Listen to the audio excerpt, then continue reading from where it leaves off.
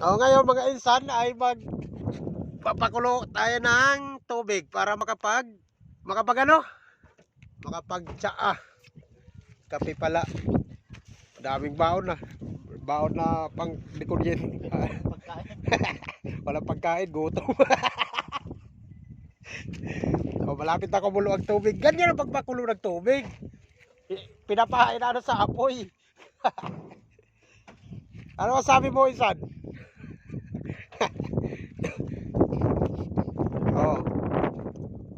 Ganito yung makina ng Nissan. Malinis-linis muna tayo, insan, dahil Ano? linis mo tayo ng makina habang naghihintay ng isda. Nagdilim.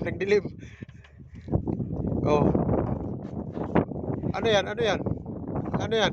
Tabi muna natin to kasi nakakahiya naman.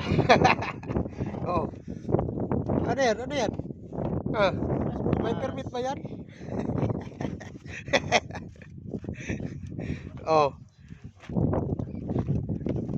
Ikabog na yung natin makina. Oops. Ayos na, insan? Ayos na. Ayos na. Ha?